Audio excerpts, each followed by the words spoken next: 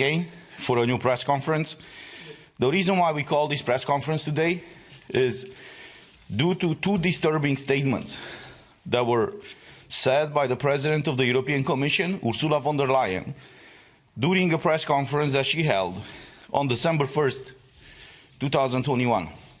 And I want to quote exactly what she said in order to make sure that we set the record straight and people that will be watching us will understand why we call this press conference and why we have the positions that we will have. So the first thing is, when Ursula was asked by a journalist, what is she thinking about the green certificate, the digital green certificate and the boosters? She said, and I quote, "This was a huge success," end quote. When the same journalist asked about the fact that these green certificates will be valid for 9 months, while the discussion was that actually the vaccines are valid 6 months, she said, and I quote, "There's a grace period of 3 months offered, granted by the European Commission to the people who are vaccinated to exercise their fundamental rights." So this is the first issue. Second issue, she was asked about the mandatory vaccination that we've seen right now being pushed all across Europe. And when she was asked about this, she said the following, and I quote, and the reason why I'm quoting is, again, to make sure that everything is on record and everybody will know what we'll be talking about. So she said, and I quote, "If you're asking me what my personal position is, we have this pandemic, we have to leave, we have the life-saving vaccines, but they have not been used adequately everywhere, and these cause an enormous health costs. If you look at the numbers, we have now 77% of the adults from the European Union vaccinated, or if you take the whole population, is 66%. This means 1/3 of European population is not vaccinated. There are 150 million people. This is a lot. Not each and everyone can be vaccinated. So there are very small children, for example, or people with special medical conditions. But the vast majority of people could. And therefore, I think it is understandable and appreciated to lead this discussion now. How can we encourage and potentially think about mandatory vaccination within the European Union? This needs discussion. This needs a common approach, but it is a discussion that I think has to be led, she said, end quote. So since she's asking for a discussion that should be led across the European Union, we took this privilege, I would say, and we answered her invitation to start this debate. So this is the reason why I'm calling my colleague Francesca Donata from Italy to present you her position about what the President of the Commission asked us to discuss about. Thank you, Christian. Thank you, everybody. Good morning. I live in a country that is already implementing mandatory vaccination. In Italy, the government has introduced a mandatory vaccination for all workers in the health sector, for those in the school, university and job training sector, and for all workers in the army, police and firemen. All these workers are compelled to receive a complete vaccination against COVID-19 and booster doses to escape being placed on unpaid leave, regardless their immunity status.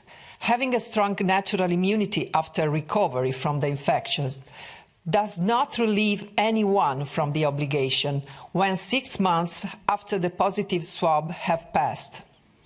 Moreover, even people with conditions that contraindicate vaccination are not exempted from the mandate, except for a few cases decided on the basis of an algorithm. Besides that, the government has just introduced an enhanced Green Pass, released only for vaccinated or recovered by 6 months, as requirement to access all restaurants, bars, cinemas, theatres and public events. It covers all people over 12 years. The basic Green Pass, instead, can be obtained even by paying COVID rapid tests, valid for 48 hours, and it's required to travel by all public transports, including local ones, to access all schools and universities, and to work in any public or private activity where vaccination is not mandatory. In my country, freedom of choice about personal medical treatments is denied, as people are blackmailed with losing their job or their freedom to travel or to study if they don't sign a consent to vaccination which is not free nor properly informed. Children over 12 now can't get on a bus and go to school if they're not vaccinated and their families can afford the cost of 3 tests a week, or don't have a car to carry them along. Many teenagers are experimenting myocarditis, pericarditis, and several are dying for sudden heart attacks, cerebral hemorrhage, or unknown reasons while sleeping, just after the jab. Now they're starting to inject children aged 5 to 11, as the EMA and the Italian Medical Agency have authorized the use of Pfizer jabs, even on them, by a decision based on a 1,500 children trial and a follow-up of a few weeks. In other European countries, the situation is similar, or even worse, like in Latvia, where unvaccinated members of the parliament are not allowed to have part in debates and to vote, or in Greece, where the government has proposed to fine with €100 every month all people over 60 if they will not get a shot. In Austria, there is a lockdown for the unvaccinated starting next week, and the draft law imposing mandatory vaccination for all people, including minors, with fines up to €7,200 or, alternatively, prison sentences up to 6 weeks for those who refuse. Last week, the President of the European Commission asked for a common approach in the EU to implement these measures in all countries. My reply is that the EU should reject all hypotheses of mandatory vaccination and discrimination of unvaccinated citizens, as the Council of Europe did in its resolution number 2361/21. On the contrary, supporting mandatory vaccinations, the EU would betray its fundamental principles and values of liberty, equality and protection of human rights. From that day on, being a member of the European Union would be a shame and a damnation for all democratic countries. Now the European Union has to make a choice. Will it keep being a democratic system or it won't? The Commission is open to turning authoritarian. We will see what the Council will decide.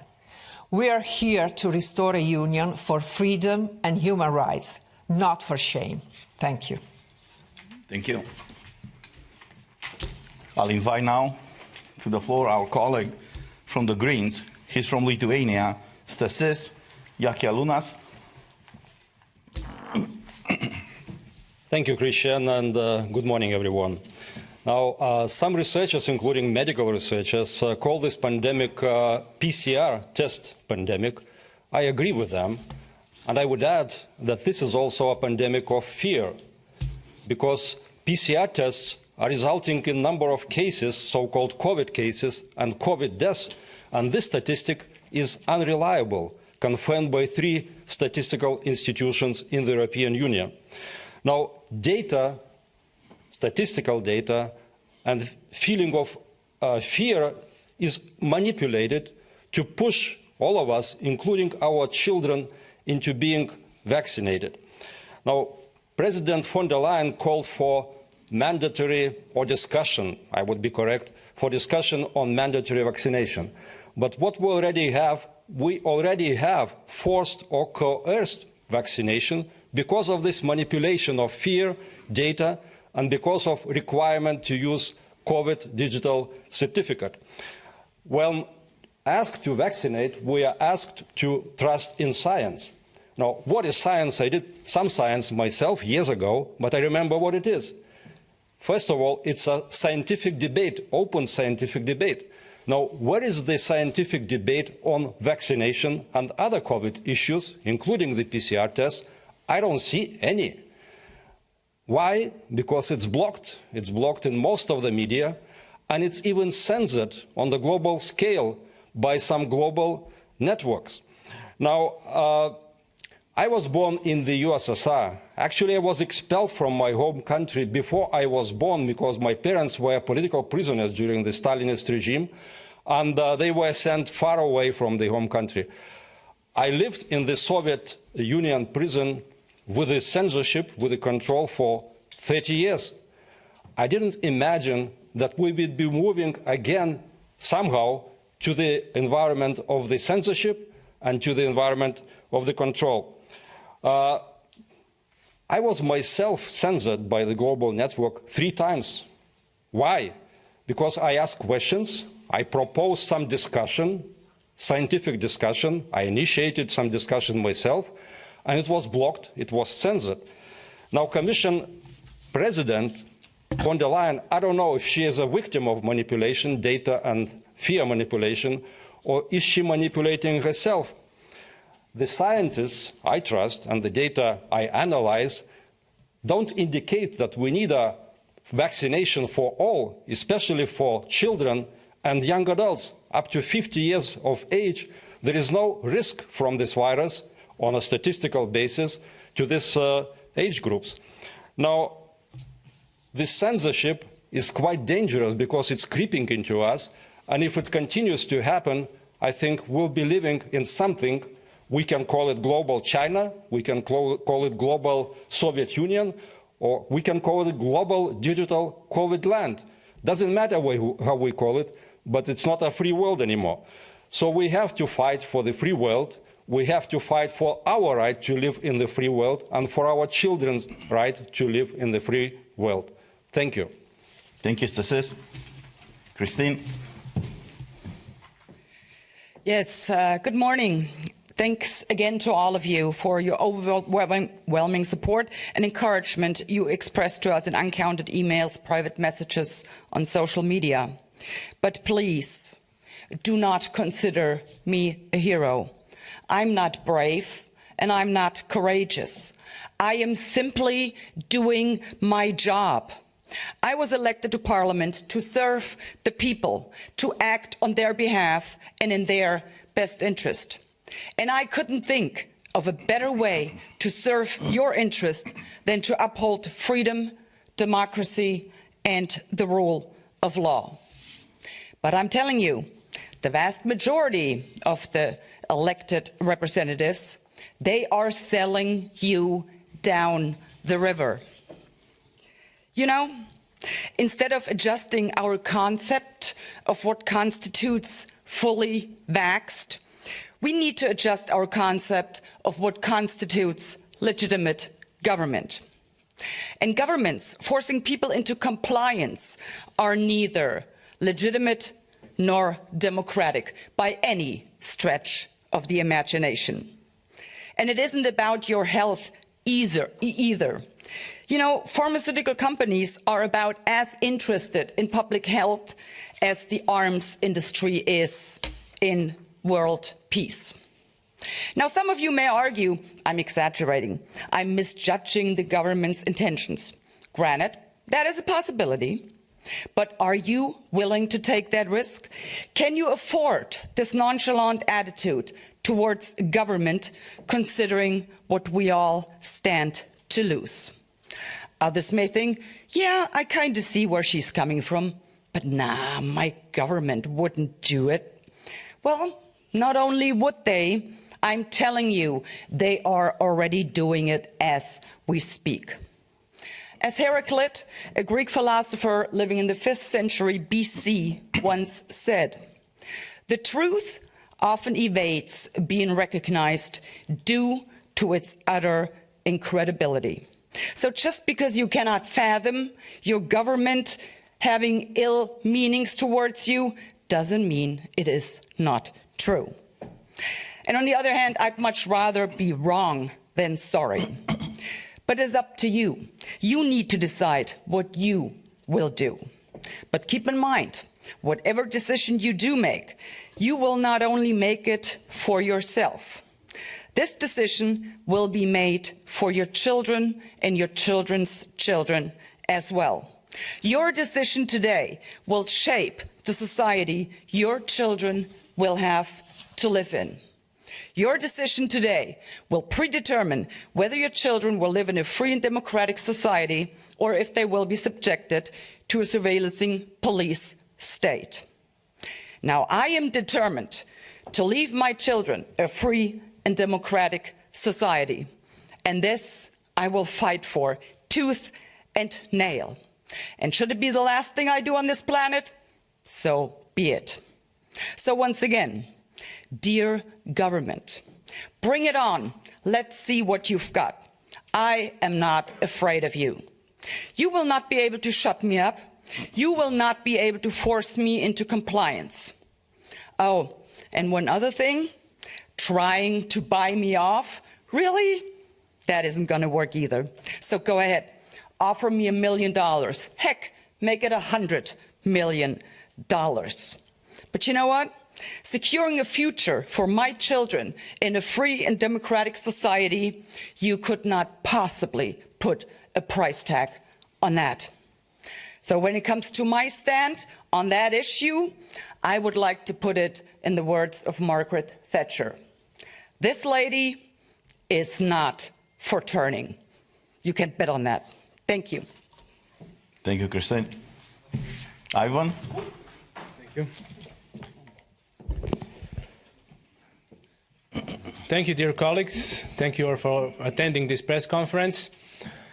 In the beginning, I will reply to President of the Commission, Ursula von der Leyen, who called for a debate on mandatory vaccination. The answer is simple: no, you cannot mandate these medical products. And why you cannot mandate these medical products? Because data and science have shown us that these products are very far away from what was promised. I will repeat it over and over again. On 25th of February, here in Brussels, in European Parliament, there was a committee and 7 directors, CEOs from major pharmaceutical companies, from Moderna and AstraZeneca to Pfizer and Novavax, were there. And we, as MEPs, had the right to ask them questions about their medical products. And they said it had extreme efficiency, 90, 95%, all those high percentages. And 9 months later, what we see in the data, what science and statistics shows us, it shows us that the efficiency is far less than it was promised. This is the benefit. The efficiency is the benefit. And there are also costs to the benefit. What are the costs? The costs are also, of course, side effects. Every product has its side effects. So what does the science tell us about side effects?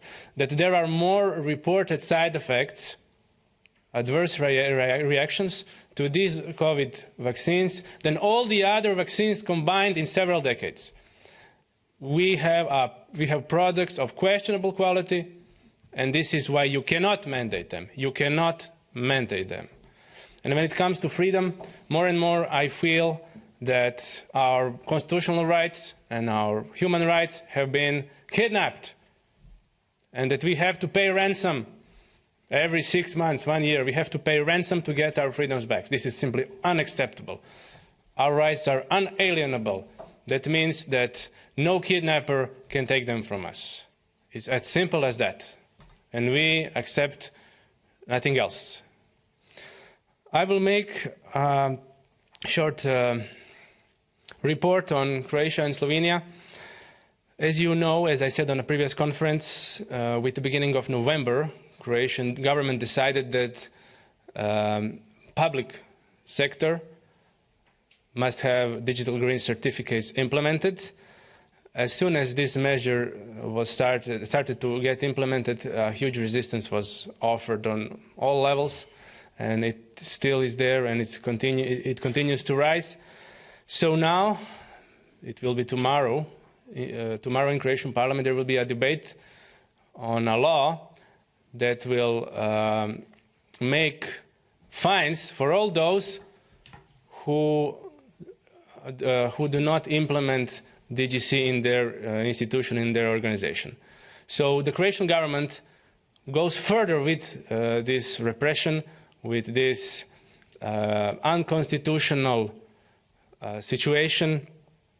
And of course, if von der Leyen tells them, implement mandatory vaccination to Croatia, of course they will do it. And they have always done whatever Brussels told them, no matter how illogical it was. So Ms. von der Leyen said that DGCs were a huge success. Well, this huge success was declared unconstitutional by the Constitutional Court of Slovenia just a few days ago. The Constitutional Court of Slovenia, and I have to emphasize this because, as my colleague said, there is a lot of censorship and information like this spread very slowly, so I will make a special address on this here. So the Constitutional Court of Slovenia made a decision, made a ruling that the decision made by the government, which was, by the way, suspended up to a few days ago, that the decision made by the government of Slovenia that only the vaccinated and people who have recovered can come to their job, to their workplace, that the decision by the government is unconstitutional. So it's a huge victory for constitutional rights all over Europe, and this is one of the many court rulings on different levels, constitutional, lower levels, Supreme Courts, etc. And we need much more rulings like this. So this is a clear confirmation that the laws are still in power, human rights are still in power, but you have to fight. You have to submit a lawsuit, and you have to fight on this legal front, on activist front, on scientific front, and this is what we are doing, with what we will continue to do. Thank you. Thank you so much, Ivan. One death, it's a tragedy. 1 million deaths, it's statistics. This is a quote attributed to Joseph Stalin.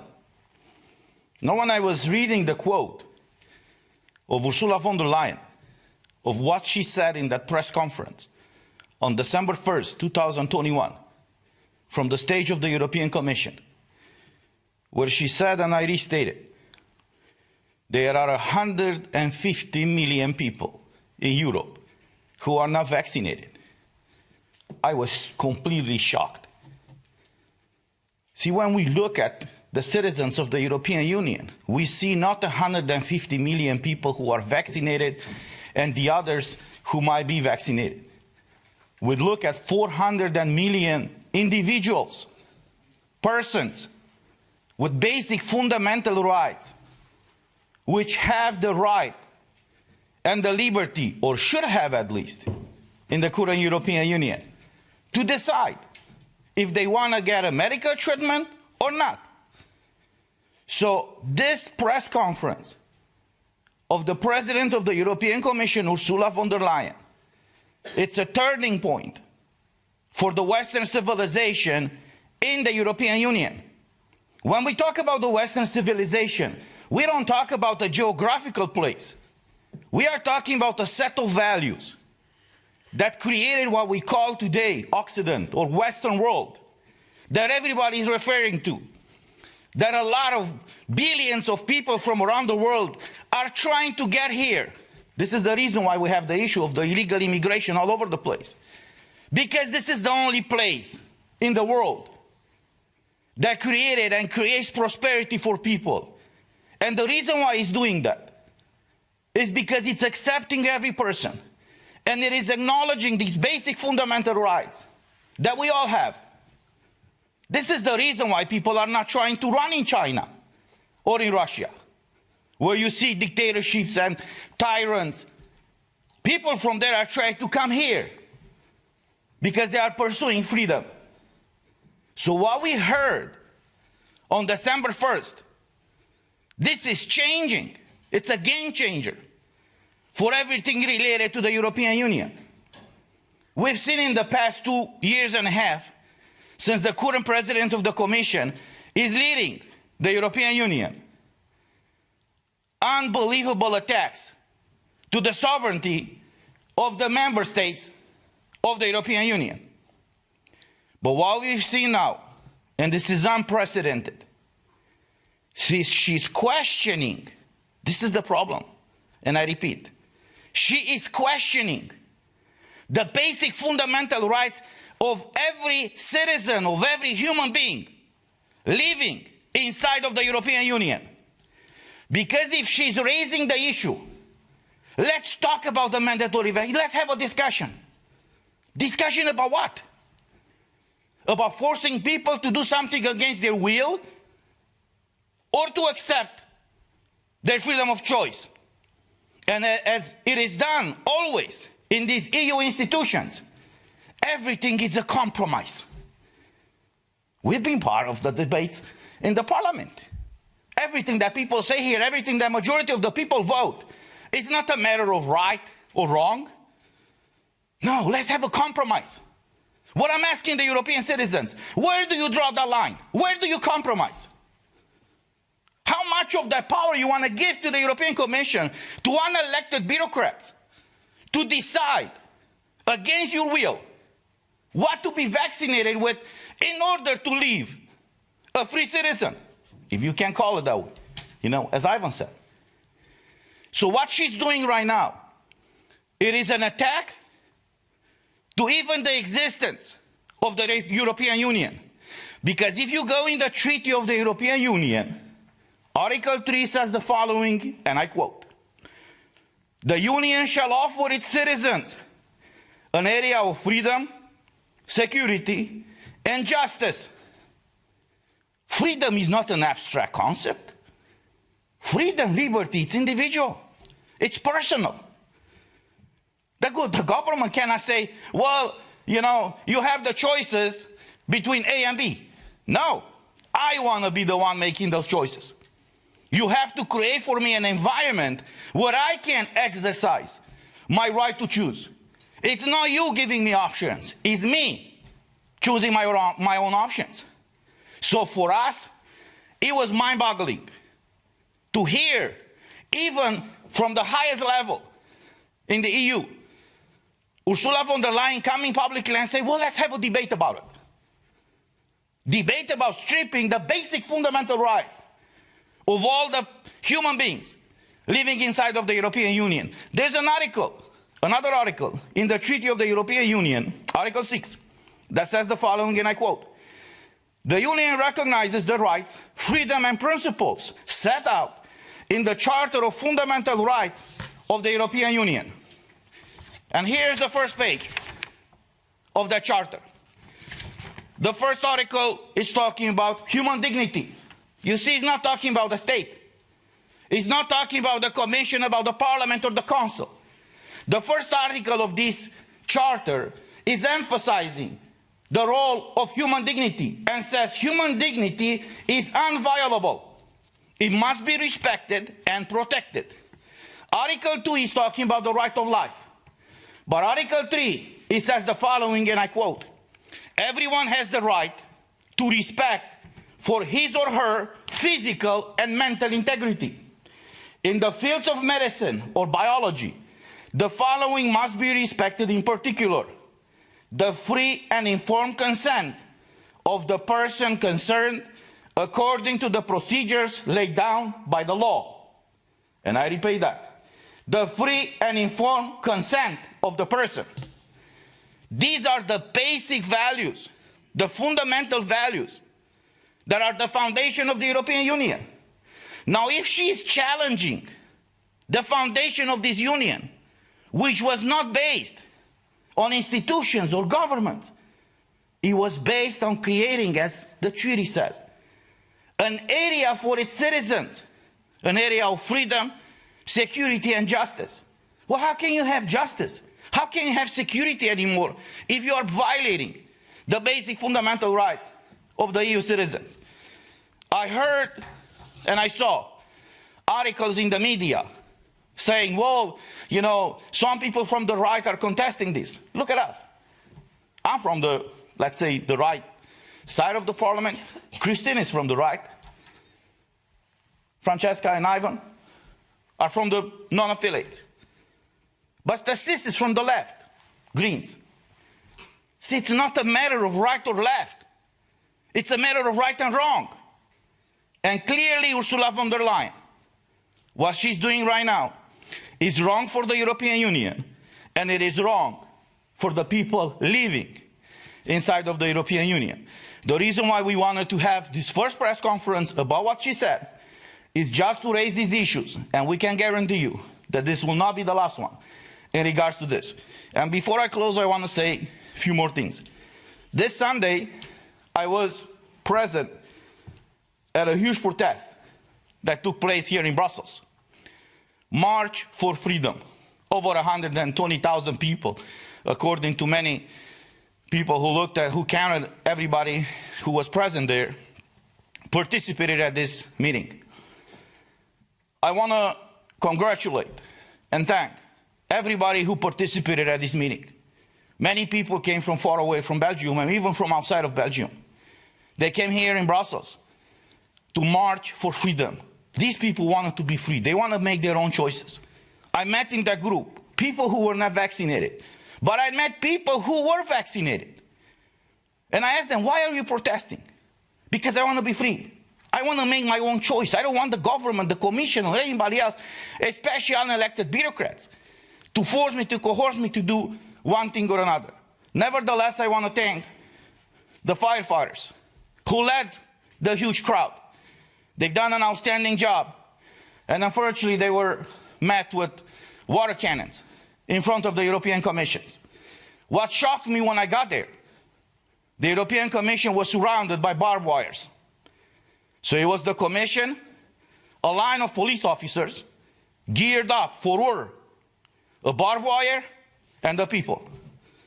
We haven't seen this kind of images in the European Union. Us, that are from the East, we've seen it before, but not here.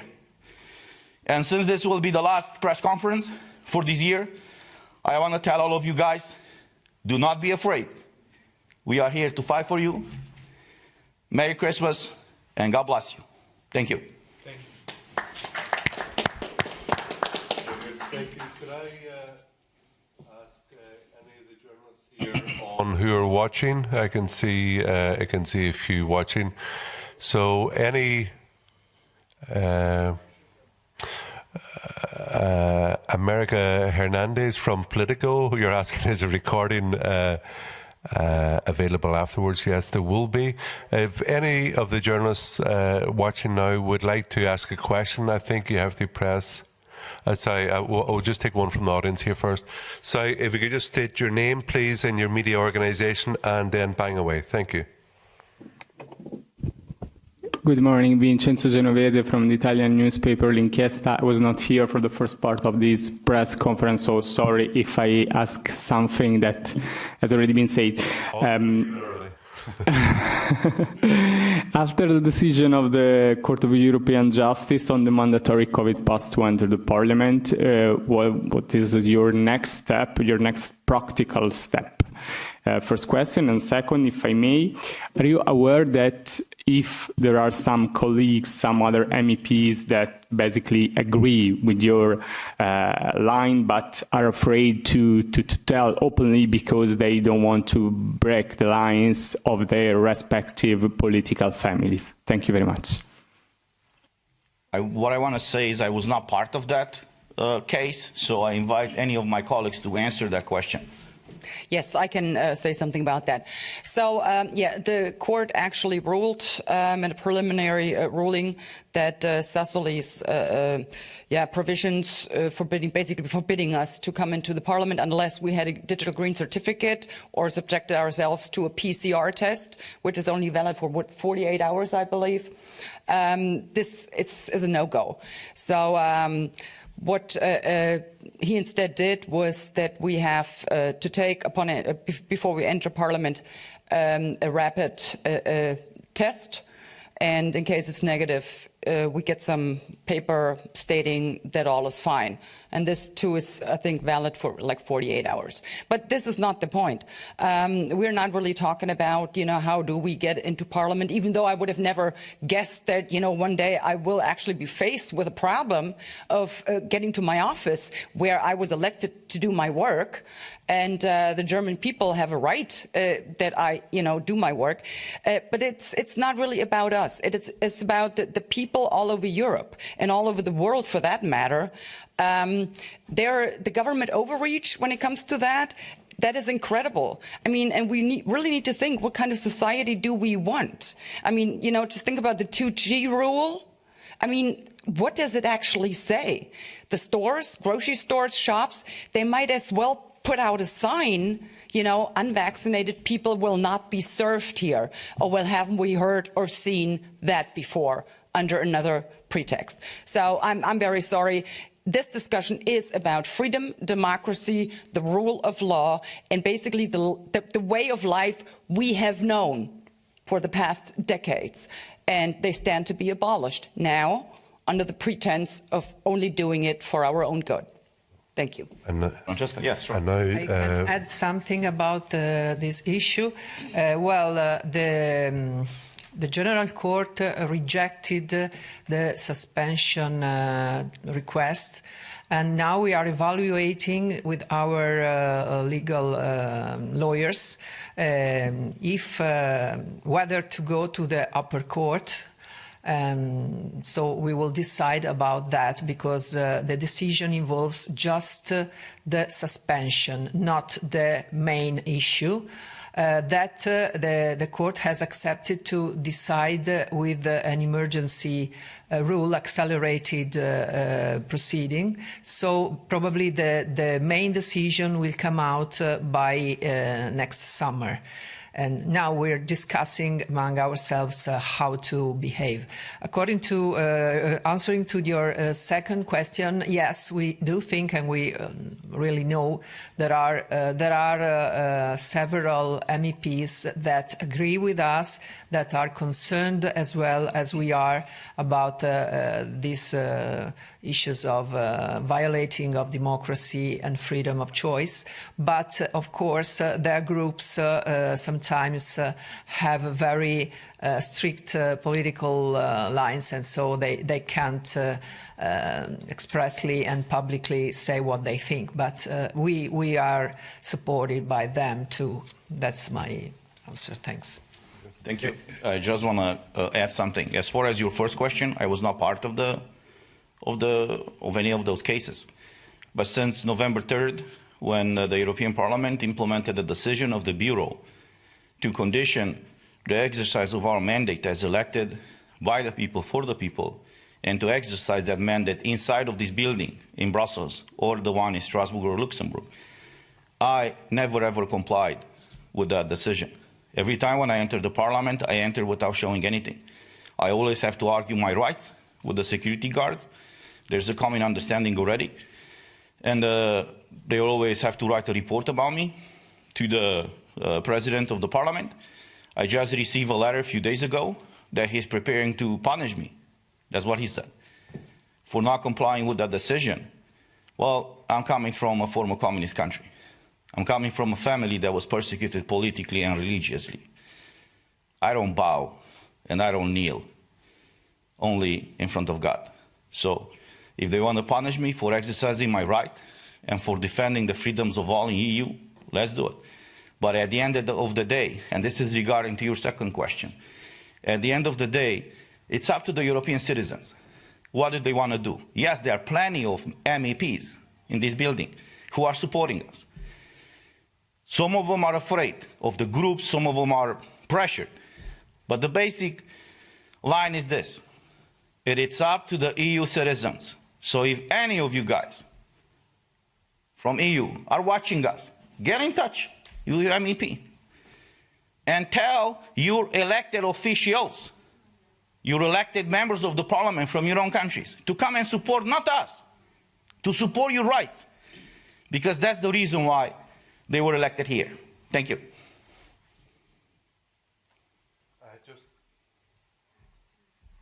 Would you like the follow-up question?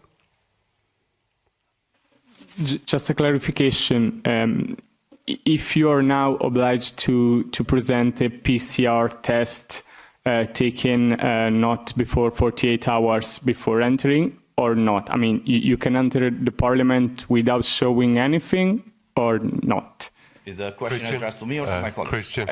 To Mrs. Anderson, because she talked about the PCR test, because as I can see, if you have to show a PCR test taken 48 hours, it's basically the same thing as showing a COVID pass.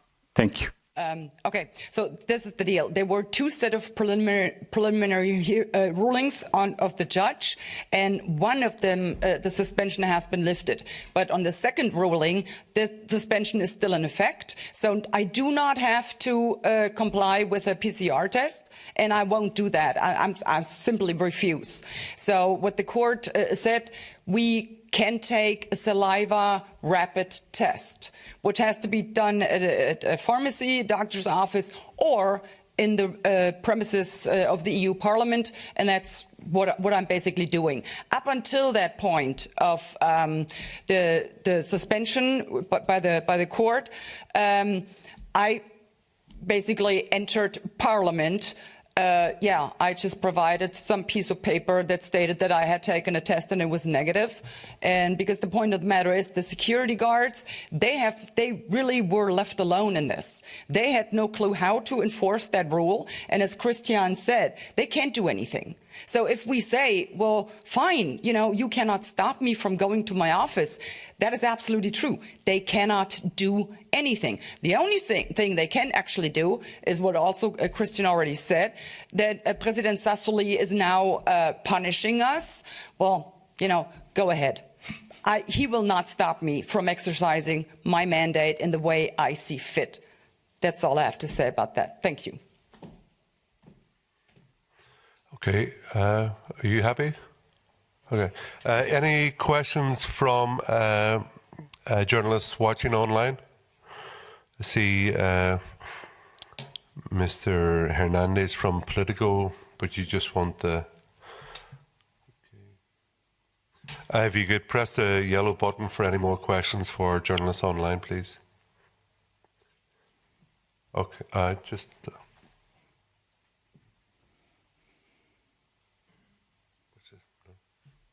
Okay, everybody, thank you very much. My name is Herman Kelly, and on behalf of the MEPs present here, I'd like to thank you for coming here today and for logging in online to follow the press conference. Let's have it for freedom. Thank you very much. Thank you. Thank you.